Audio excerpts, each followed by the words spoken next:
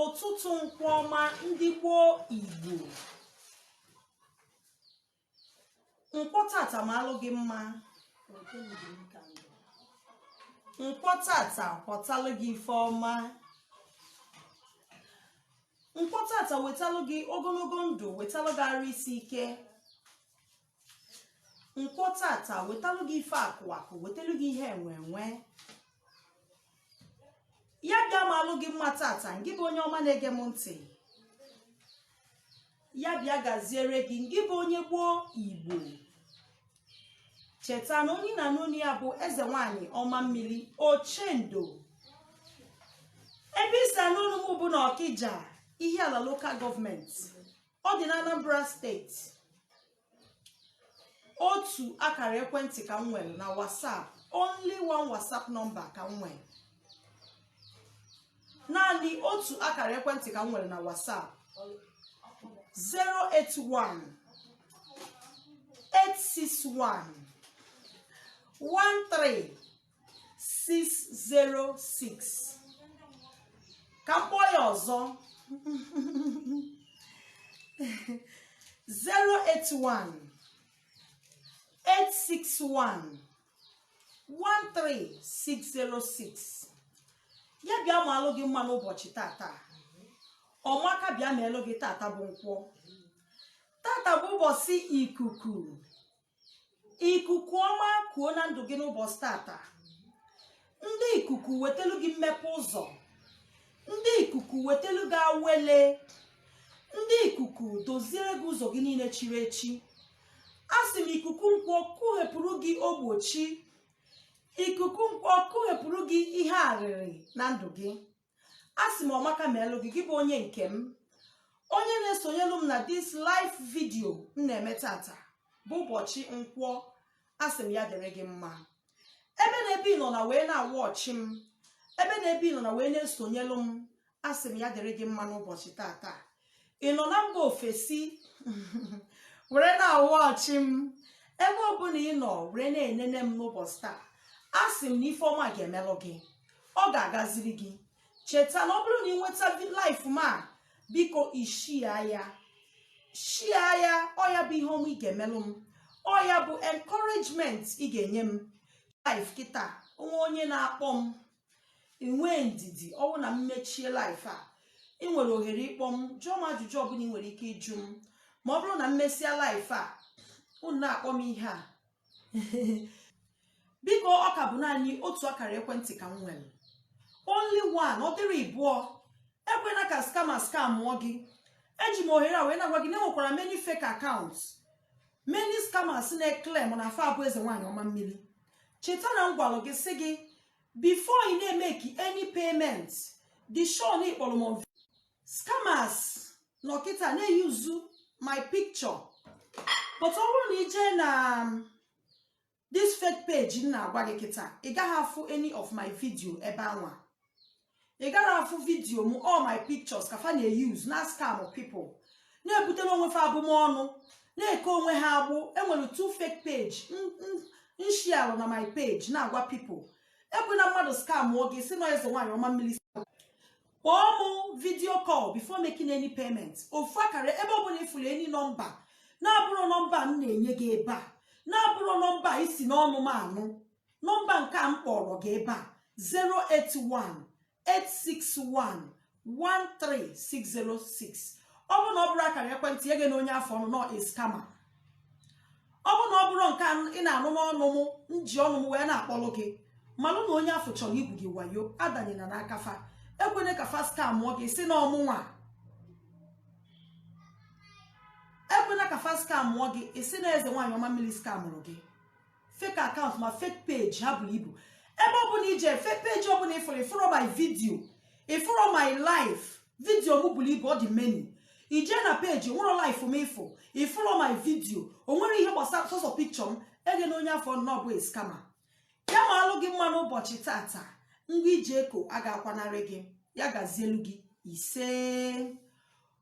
O nwelu nkenke okwu m chọrọ ka m lụtụ aka na life a m ga-eme kịta. The spiritual strength of a woman. Ike nwelu dịka nwanyị, ike mmụọ inwelu dịka onye akpọrọ nwanyị, your spiritual strength, ike inwelu, the spiritual strength dị bestowed on you as a woman. Dịka nwanyị, ị kwesịrị ịma na o nwere ike mmụọ nyere gị, na o nwere strength mmụọ tinyelu n'ebe ị nọ iji wee chekwa ezinụlọ gị. Ị kwesịrị ịma na o nwere ife lube elu gị ime dịka nwanyị iji wee chekwa ezinụlọ gị. N'onwe gị enwelu something mmụọ tinyelu gị n'ime, enwelu something mmụọ nyelu gị n'aka. Ọ dị na mma ezinụlọ gị, nnwere onwe ezinụlọ gị, agamniru ezinụlọ gị dị gị n'aka dịka nwanyị. Ekwena mmadụ deceive gị. Okwu ọnụ gị dị ile n'ezinụlọ gị dịka nwanyị. Okwu ọnụ gị dị ile n'isi di gị dịka nwanyị. Ọtụtụ ụmụ nwanyị na-enegala ezinụlọ ha anya, ife bido na-emebi n'ezinụlọ, ihe bido na-aghasasị. Ị na-agagharị from pillar to post, na-agagharị na-achọ ka ị ga-esi wee dozie ezinụlọ gị. Ayoshi mmadụ abụchi, nsogbu adịrọ. You are watching me from Greece. Ya gazielu gị nwoke ọma. O nwere ike etinyere n'ime gị. When you find out, mgbe ị nyochara onwe gị wee chọpụta ihe ọma ahụ dị n'ime gị, mmadụ a ga-edisivu gị, ga stand firm. Ị ga-enwe authority n'okwu ọnụ gị to defend your marriage and your family. Dịka nwaanyị, ị ga-ewetu anya gị n'ala n'ezinụlọ gị, mmalụ ife ndị na-aga n'ime ezinụlọ gị, mmalụ how to put things in place na your family. Kpọkuo mmụọ enwere ike dị n'okwu ọnụ gị. Agwara m gị dịka onye ọdịnala na omenala Igbo, ekwena ka ọjị kọọ gị, ekwena ka abịa na be gị afụrụ ọjị, ekwena ka ihe a na-akpọ ose ọjị kọọ gị. Were ya na-aga ọfọ, ekwena ka ị dị discouraged. So many women, ife ha na-afụ na marriage ha bido na-agbagwoju ha anya. So many women, ihe ha na-afụ na marriage ha bido na-eme ha na-ekoropụ ume. Ụfọdụ ga-afụkata ife isi ike na marriage ha, si na marriage ha gbapụ, bido na-akwụgharị, bido na jump from one man to other. Ị na-eme ntu a, ị na-egbu your destiny. Samuel Fab, ana m ekene gị nna, daalụ. Ị na-eme ntu a, ị na-egbu your own destiny. Ị na-emebi akara aka ahụ mmụọ nyere gị. Ihe ọ sọrọ ya bụrụ, I want to encourage women. Ihe ọ bụla ọ sọrọ ya bụrụ, ị na-pass through na your relationship, ị na-pass through na your marriage. Stand firm. Enwere na ị nọ n'ife isi ike, ma ọ na di gị nọ n'ihe isi ike, ị gbarapụ di gị. Enwere na ị nọ n'ọnọdụ mgbagwoju anya, ma ọ na ihe ị chere na ọ gaziri ozi ntu ahụ isi chee ya, ibidozie dị discouraged, ibido tinyebe aka ebe ị kwesịrị itinye aka, ibido tinyebe ụkwụ ebe ị kwesịrị itinye ụkwụ. Ị na-eme ntu a, ị na-ebutelu di gị mkpọchi ụzọ. Ị na-eme ntu a, ị na-ebutelu di gị ọnwụ ike. Ị na-eme ntu a, ị na-emebi akara aka onye gị na ya nọ n'ụlọ, ị na-emebi akara aka di gị. Ekwena mmadụ brainwash ya gị. Ije na so many churches, so many ministries, for also so why. There are certain things you need to do. Not only now that from church to church, money now that from ministry to ministry, to give way sustain on your marriage. Ụfọdụ ụmụ nwaanyị ga-agide ihe isi ike, ha ebido gaghalịba, tinyekwa ụkwụ ebe fa kwesịrị itinye ụkwụ, bido gafee ụzọ. Ka ị na-eme ya, o nwere ike on the process of ngaghalị a, ime itikwa ndị osochi egbu, ime itikwa ndị achọrọ dịrị ka ife ha enyelu gị aka kwasa marriage gị, ha enyelu gị aka mebie. The more ị nọ n'ife nga, the more ị na-eme mmetọ, the more ị na-apịta onwe ka ị na-ewepụ that grace mmụọ gị na faso obi ụwa nyere gị. Wetu anya gị ana, mana ụmụaka ị mụrụ amụ, ọ nne ka ọ dịrị nwaanyị. Ịmụta nwa, iwetu anya gị n'ebe nwa gị nọ. Nwatakịrị ga-egosi gị ife ọ bụ site na mgbe ahụ o pere mpe, mgbe ahụ nwa gị na-eto, mgbe ahụ nwa ahụ emụrụ na-eto nwayọ nwayọ, nwa ahụ ga-egosi gị ihe ọ bụ. Onwe ka nwa gị si akpa agwa, onwe ka nwa gị si eme omume si n'oge tresie ya, si n'oge malụ ife na-eme nwa gị ji eme ntu a ka idozi. O nwere ike nwoke anya nwoke ama nlu chifo na otu nwoke a na-ahụ ụzọ ka ọ dị mma. Ụmụ nwoke na-agba na rie nne, ụmụ nwoke na-agba mbọ ọfụma ọfụma. Chi nwere ike ife na otu nwoke apụọ na-ahụ ụzọ, ọ ngị nwa bụ nwaanyị ga stand in the gap for your family. Idoziri family gị aghasa anya, idoziri family gị ekposaa. You know, ị na-asị nọ ndị village people na ndị ilo abịakwa, nọ ndị ilo na-agasalụ gị family. Ịma na ihe na-eme gị si n'aka gị. Jidesie family gị ike. Ụfọdụ n'ime ụmụ nwaanyị bụ ndị ya bụ ha lụọ di, o nwere ike heche na n'izizi heche na ọka o si adị. O nwere marriage na-enwere ups and down. Ha pụchazie na anọ oyiri Igbo pụtaziri. O nwere marriage na-enwere ups and down ya. Enwere trying period in any marriage. Endure those period. Ịma na ị ga-adị victorious, ị ga-enwe mmeri. So nnapụta na marriage ha bịa n'anya ọbụla ọbụrụzi ntụfasi wee che ka ha si wee fụ ha ebidozie kpaba agwa dị aṅaa. Ụfọdụ sef ọ ga-adị ha ka ọ dị ha nwụzie ka ha gbapụ na the marriage. Ha tribe ihe ha nwere ike ime ka ha wepụ ndụ the man, ka di ha bụrụza ha na-afụ di ha na-adị frustrated. Ha na-afụ di ha na-asị na ọ bụrụzi ihe a ka ha che, ọ bụrụzi ihe a ka ha bụ n'obi ha ji wee bata na marriage ya. Mgbe ahụ obi ebidozi ịgba ha ebuọ, mgbe ahụ onye ebido echetaba echiche ọjọọ dị iche iche, mgbe ahụ onye ebido gagharịbazi ebe dị iche iche. Ị nwere ike jekwudi ya jekwa ikwuolu ndị ọjọọ ha enyelu gị aka mebie marriage gị, ha enyelu gị aka kposa marriage gị. Onye ị na-anụ onu ya bụ eze nwaanyị ọma mmiri Ochendo, ọ ka bụ na Ọkịja ka m nọ. Ihe ala local gọọmenti dị na Anambra steeti, anọ m na Ọkịja. Naanị otu akara ekwentị ka ị ga-eji nweta m, only one WhatsApp number. Ekwena mmadụ scam gị 081-861-13606. Ọ ga-agazili gị tata bụ ụbọchị ahịa Nkwọ. Ịmụta nwatakịrị fụ ka nwatakịrị gị si eme, trace ya n'oge. Ịmụta nwa bụ dada, try ya ka ike ipolu nwa ahụ ihe kwesịrị imenụ. Yes, ụzọ golden, you are right. Try ya. Egwu na maka ife ị na-afụ sị ka ihe arịpụ ezinụlọ, ka ihe arịpụ ụmụ gị, ka ikwufie ọnụ. O nwere ụdị ọnwụnwa ị ga-anọ n'ime ya, ọ na-eme gị ka ikwuhie ọnụ. Ị na-achọkwụsị ka ikwuo ya, ihe ọ ga na-eme gị bụ ka ikwuo ihe kwesịrị ka ikwuo. Ịmụta nwa gị, mee ka ụmụ gị bụrụ your friend. Scare na your children away from you. In scare ụmụ gị away from you, they won't be telling you the truth. Ụmụ gị ama na-agwa gị eziokwu.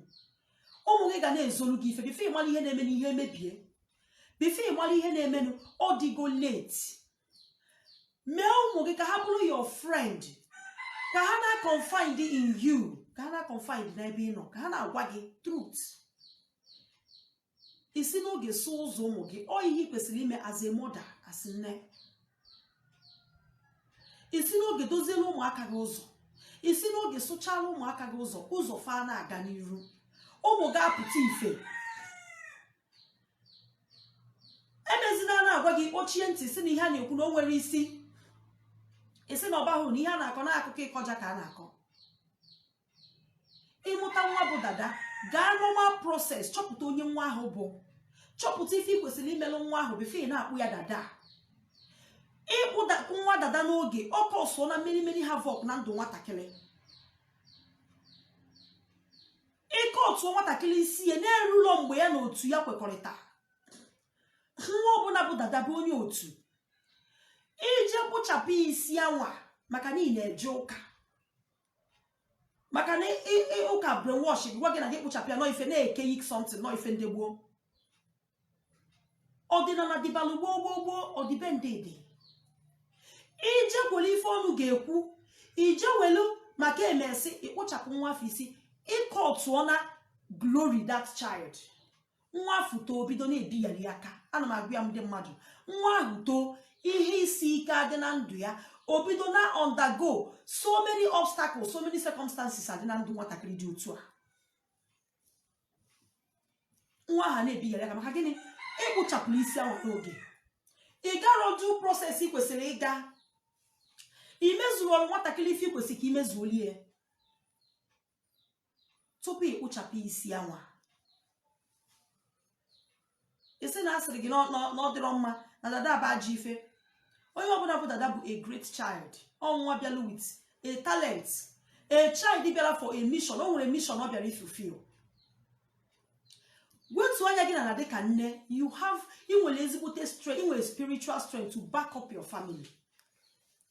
Mgbe ahụ ị nọ na trying time, mgbe ahụ ị nọ n'ihe isi ike n'ezinụlọ gị, connect with your roots, connect with your forces. Enwere mmụọ so gị, ọ bụrụ ma ị bụ eze nwanyị mebo, whether eze nwanyị or ordinary person, enwere mmụọ so gị as a womb woman. Speak to those forces. Enye n'ife ọnụ ga-ekwu. Ịchọpụta na enwere onye gị na ya yibi ụwa, ikpoli ife ọnụ ga-ekwu debe n'ụsọ. Mgbe ọbụla iji wee nwee this understanding, wee bido na-aghọta na onwe ịbịalụ na-ebiali onwe gị, onwere onye so gị bịa ụwa, ikpoli ife mmadụ ga-asị gị, ife ọnụ ga-ekwu, ihe nwanne ga-ekwu, echekọrọ ha niile debe one side. Yes, dada is a great child. Akpụọ ya mgbe na-ekwesịrị onye nwatakịrị ya nwa nsogbu. Onye nwatakịrị ya nwa nsogbu. Ịkpụọ ya n'oge i frustrate your life nwa gị, iche na mmadụ ka ị na-eme ebe ị na-ege ife anyị agwa gị. Nwa na onwe m dị ebe abụ m dada from birth. 3 of my kids bụ dada. Isolu rules as a mother, as a nne, you have strength. Ma relationship gị na-aba agata iru agatu azụ. Relationship gị na-eme agata iru mmadụ kwesịa gị nkwa ọkọba ihe ọzọ. Gị na mmadụ kwụsị ihe, onye ahụ akọba ihe ọzọ, onye ahụ ewere akụkọ ọzọ bata ya. O nwere ife na-akọ ọsọ. There is no smoke without fire. Find ya out ife na-akọ ọsọ that delay. Find ya out ife na-eme nwoke kwesịa gị nkwa ọnụ na ọkọba ihe ọzọ. Echiri n'oje na onye ka mma. Ọnụ sizi onye ka mma ochigata azụ ka gị na ya mebe oyi. Something is wrong. O nwere ife na-akọ ọsọ ya. Mmadụ ebrem washes na gị. Ọdịnala dịbalụ gboo. Ordinary day or the bend day. Some people are saying na my page. Apụta ha na-asị m, hey nwanyị ka ke na ofo yes na my page. Na ọ dịka ozi ọma ya na-ezi. Na ọ dịka preaching ya na-eme na ya dịrị up to ya. Na ya dị preach ọfụma eji wee nwee this kind people. Eji wee ka nwee ndị dị ntu a believe in marine, believe in tradition. Not the preaching, and I did preach of ma, near the evident preach. A beautiful woman like this. Can you go get see when they your culture? Ordinary the babo. It well, can I have the benus or sen or brief, or when they negalo. It well, can I give the pianos or sen or brief if we're any more than that. You grew preaching, give ya na my page. Working on my page is not a Jesus page, it's not a Christian page. Page move up or the nanomena nibo or the colomage roka. Ejemoka jeti on me fast India. Zikweno zioma dia until I find out the truth. I don't force anybody. Only na force nyara poka. Makante nebo zioma fa some make ataze on a phone.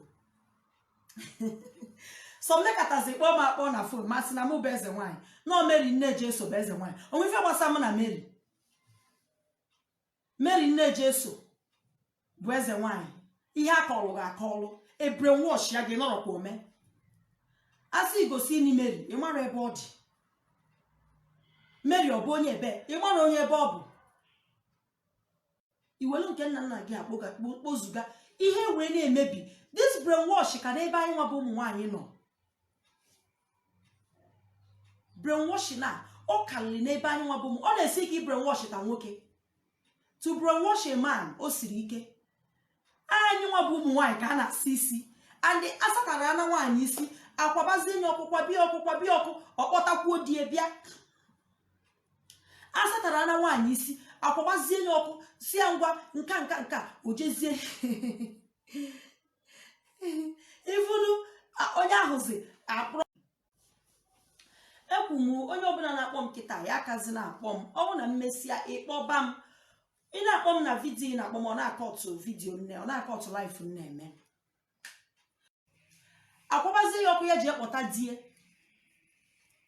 ibie brainwash ya gị enweta gị bụ nwaanyị anapụ gị that spiritual power ị nwere as a woman to defend your family anapụ gị that your spiritual strength aghọlịa gị gwa gị n'ịbụ ordinary person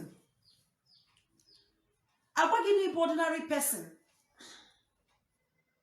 family gị aghasaa ọ nwaanyị ka ọ dị n'aka ikwe ka family gị gasa ọ ghasaa ịrapụ di gị na-amagharị na-agagharị from period to post na-agagharị ị na-emebi your family ịchọọ ka di gị dị mma ọ dị gị n'aka ịchọọ ka di gị kpata ego ọ dị gị n'aka as a woman ịchọọ ka di gị bụrụ mmadụ ọ dị gị n'aka as a woman stand there in that gap declare a word agwa gị ọjị akọ na akọ na-agụrụ di gị ọfọ ọ dị gị backbone gị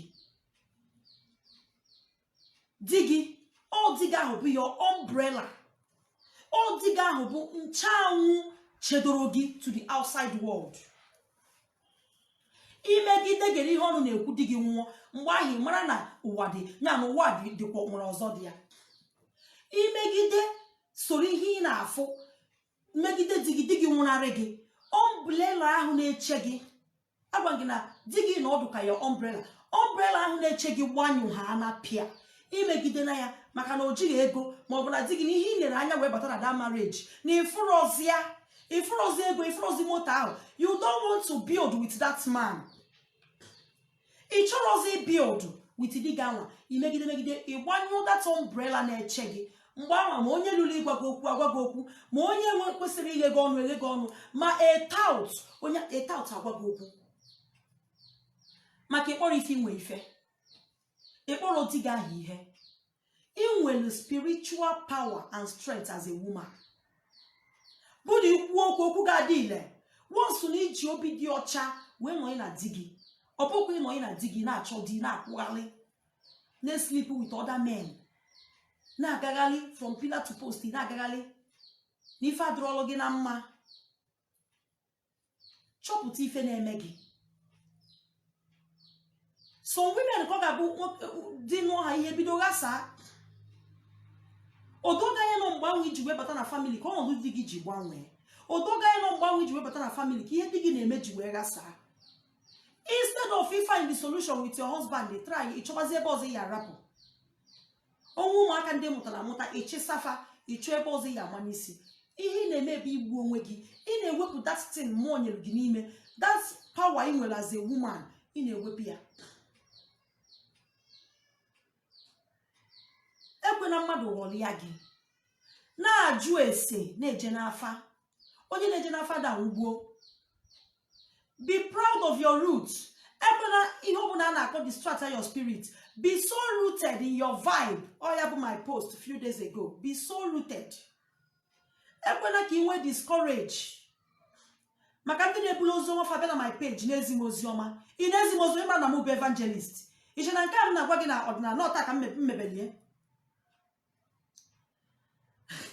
ndị na-ebu oziọma abịa ezi m na my page m abụrụ page Jizọs is not a Christian page ana m eme ọdịnala na-eme ya na-emesi ike ọdịnala nke m abụrụ nke eji ọnụ ekwu ana m eme ilute nso ifu na na-eme ya na-eme ya nke ike ya ụdị ọbụla as far as na ọdịnala nna m ha aga m arapịa nwere amount of your preaching agala m ụka gata ya ọnụ m zie oziọma anyị na-ekeba na ka o doo oge anya na ihe ahụ ị na-achọ ịgwa m na-amara m ya karịa gị na ọ bụrụ nke m na-agwa gị ahụghọ m nke m na otego m mebere preaching like this otego m ntọwataba soul like this m si eme kịta ebuzina your preaching abịa na my page ma ọ na-akpọ m na phone na-akọlụ m na omeri nne Jesu bụ eze nwanyị amarụ m onye bụ Meri nne Jesu onye mma bụ ogwugwu nke nna m ha onye mma bụ nne nwanyị ogwugwu nna m ha ọ ya ka mma and to repent is not by force asịzina m repent ọ bụrụ iwu echegharị abụrụ iwu ị dịrị ịgwa m ya otego m na-arụ ya ịgwazina m ya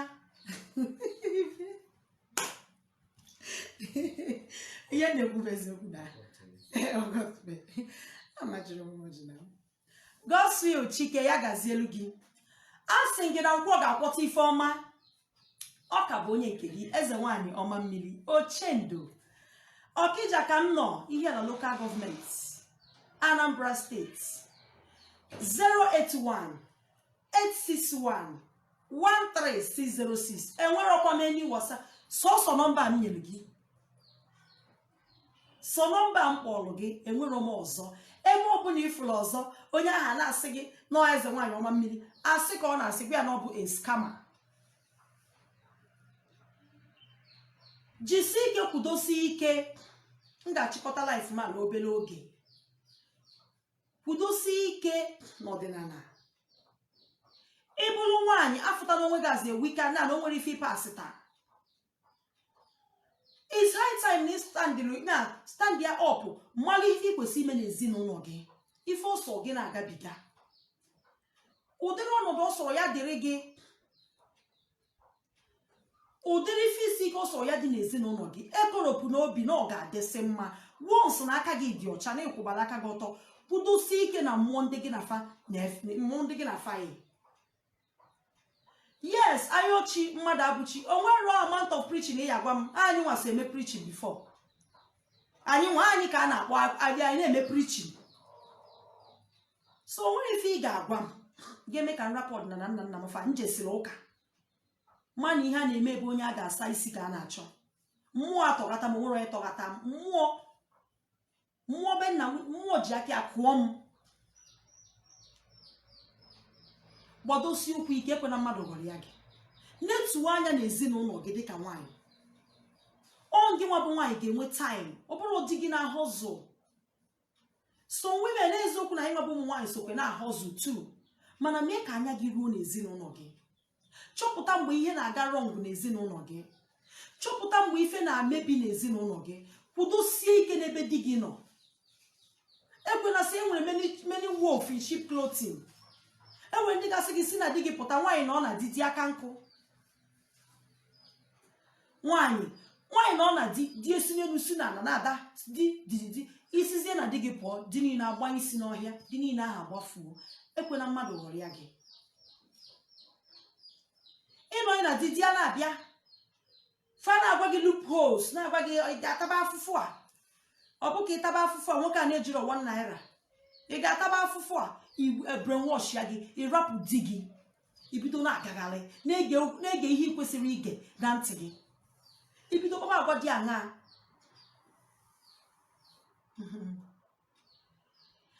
Ibido jeghebe ụzọ imegide ya. The glory nwere as a woman, ifichapụ ya. Ifichapụ ya nọrọ n'afụfụ, ịnọ na mgbagwoju anya. Netu anya na chọpụtasịa ụmụ gị.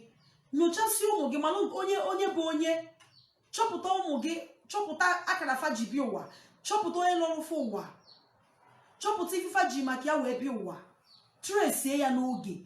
Tresie ya n'oge, kwadola ụmụ gị ụzọ. Ụmụaka ahụ too asị na ha ji ọgwụ. Ụmụaka ahụ too a ga-asị na ụmụ gị n'ọgwụ ka ha ji. O nwere ọgwụ fa ji, ọ maka na isi n'oge wee tresie malụ maka ụmụ gị. Netu anya, mee ka ụmụ gị nwee communication with ụmụ gị. Ọ dị vital.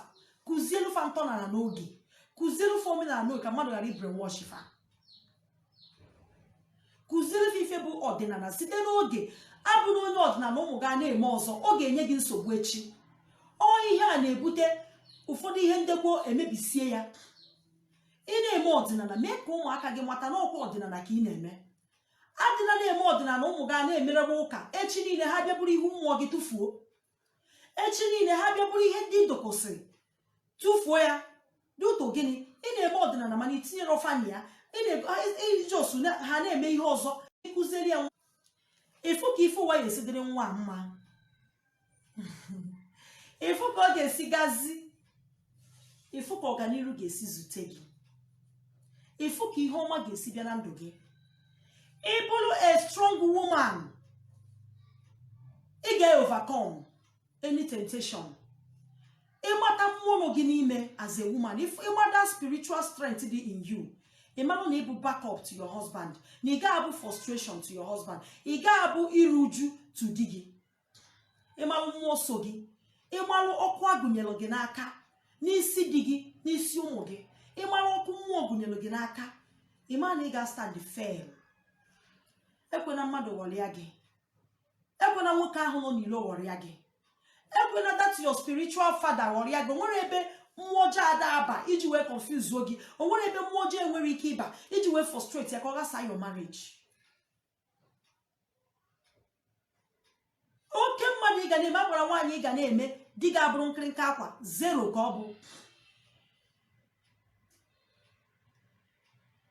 Nnukwu nwaanyị ị ga na-eme, agbara nwaanyị ị ga na-eme, n'ezie di ga-abụrụ nkịrịnka akwa to you. Ihe ọ bụ zero. You must be under your husband. Ọ ya bụ ọdịnala gbogbogboo, ya bụ ọdịnala ndị mbụ.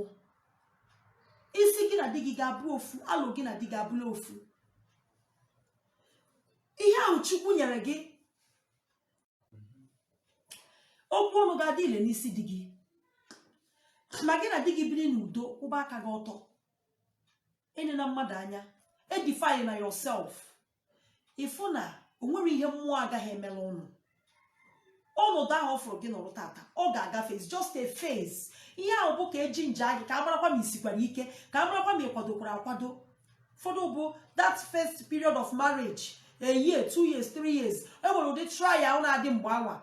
O nwere ike ịbụ nwoke ji bụ ego, ịbatazie ego ada, find ya out. Ekwena ka ihe mebie, ekwena ka ndị ilo bịa mata ihe na-emenụ, ekwena ka ndị ilo bịa chọpụta ihe na-emenụ. Binie ozugbo as a woman, chọba ife na-eme ihe ahụ n'oge, jebe n'afa, jee n'ụzọ ọdịnala, chọpụta ma ị nwere spiritual spouse turn aggressive, chọpụta ma ị nwere ụdị mmiri before ndị ilo ebido ghọtaba ife na-emenụ. Ịbata na marriage di gị na-eme ọfụma, ọ dị process ozugbo a na-anụ gị ihe niile tọnụọ, ị nọrọ bido sị ya, ị na ọbụzikwa ife a ka iche wee bịa, na ọ bụrụkwa ihe ịchọ ịfụrụ ka ịfụzi, ibidozie chọọ wee gị na-achọkwụzi ka di gị nwụọ, ka ị nwapụ ilo. Binie chọọ ife na-eme, ma ị nwee spiritual husband, ịnụziri di, spiritual husband ga-adị aggressive, iwe wee ya, trace ya n'oge, mee ya appeasement, okwu ebie, di ga-emebe ọfụma. Di ga-adị ntụ onwe ndị ahụ ị na-enejere anya n'ilo, di ndị ahụ ị na-afụ ọ dị ụkọ ya bụrụ di gị. You can make your husband to be like them or even more than them. Ma ikwudosi ike na ọdịnala, ọdịnala bụ ụzọ ndụ. Ọ ya bụ ọdịbendị, ọ ya bụ ife ị ga-abịa iso na ọ dịrị gị mma. Ọ ya ka mmadụ agaghị aghọrị gị wit ọjị ikwuru n'anyanwụ, declare word na kịta di gị na-apụ n'ịchọ ka ife dị ntụ a mee na ndụ ya. Ebe mmụọ si mkwado okwu wee kwuo okwu taa bụ n'ebe ụmụ nwaanyị nọ. Declare word. That man nọ in your life, declare good word. Enwere authority, enwere power n'okwu ọnụ gị as a woman. Were ọjị, just ọjị, chee ya n'anyanwụ, were ekwu bi okwu, ọ ga-abịa na mmezu. Ihe ọma ga-eme, ọnọdụ ga-adịrị gị mma, ihe anya mmiri akwa ga-apụ n'ụzọ gị. Ekwena mmadụ deceive oge, ekwena iji na-eme ọdịnala ị na-ezo ezo.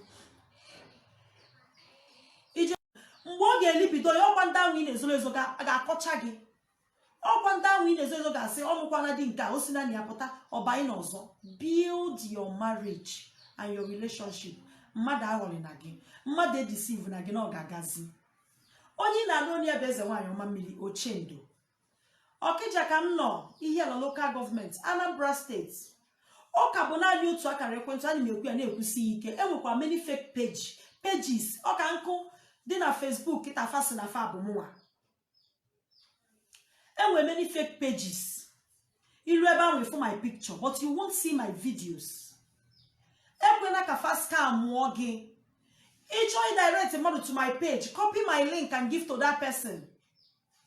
Ndị fa ga-egwu ihe a bụ ndị ọfụlụ. All my old followers amarala my page. Mana ndị ọfụlụ, ịchọ invite my mmadụ to my link, screenshot all my page, send earlier, we are not here ka ọ ga-afụ, or you copy my link. If you want to invite your friends to my page, copy my link and give to that person. Ọ click ha that link, ọ bịa na my page. Biko inweta video m na-eshare ya. Ị na-eshare ya, ọ ga-enye m encouragement. Ọ ga-eme m ka m na-agwa gị more n'ife dị n'ọdịnala na omenala Igbo. Otu akara ekwentị ka m nwere, 081-861-13606. Ọ ga-amalụ gị mma n'ụbọchị tata. Ọfọma ka m na-etinye isi gị. Ana m elotu unu ncha niile n'ịga ọfọ ụmụaka m ndị nọ mba ofesi, ndị nọ Naịjirịa, ebe na-ebe ị nọ na wee na-agba mbọ, ebe na-ebe ị nọ na wee na-ahọzụ. Ana m aga ọfọ n'isi ụmụ nwaanyị niile, ebe na-ebe ị nọ na asị m ya dịrị gị mma, asị m ezinụlọ gị gaziere gị, asị m ihe ahụ bụ ihe na-agbaga anya mmiri na ezinụlọ gị, asị m na mmụọ ga-emere gị ya. Mmụọ ga-akwado gị, doziere gị ụzọ. Ị nọ n'ihe isi ike, ị nọ n'arịrị, ị nọ n'ife ifele, ị nọ n'iru uju, ị nọ n'ọnọdụ mgbagwoju, ife ọma ga-ezute gị. Iche asị m na ife ọma gị ga-achọ gị bịa. Iche nku na-anọ n'ụlọ, ogbenye ya na-azụ n'afịa, ọ ga-agazili gị. Abụ a na-anọ n'ime ọnụ, ihe ọ na-eri abịa, nke gị ga-abịa. Adịna discouraged, ekolopụ n'obi, ma ị na obodo oyibo ma ị na abroad. Ụmụ m niile, ana m eti ọfọ ndụ n'isi unu, na-eti ọfọ awele, ọfọ ego n'ebe unu, na ọ ga-adịrị unu mma. Ana m achịkọta na live video ma biko Ọkabụeze nwaanyị ọma mmiri Ochendo. Inweta video m, share ya, invite all your friends to my page. Ọmaka ga-emelụ gị nga ije ka amakwanarị gị, ọgazi ga-agazi. 081-861-13606. Anyị ga-afụkwa n'oge ọzọ. Ị nwere ike ịchat na my WhatsApp, ma ọ bụrụ na m attend pro to you here. Ịchat ya ma ime ya ọ dị nkenke ka m wee nwee ike attendkwa gị, wee nwee ike tend ya ndị ọzọ kwakwa. Ọ ga-agazi taa bụ ụbọchị Nkwọ. Ikuku ọma ka nna yọ, ikuku nnwere onwe, ikuku mmepe ụzọ, ikuku ego, ikuku adịm mma. Ya bịa gaziere gị onye nke m. Anyị ga-afụkwa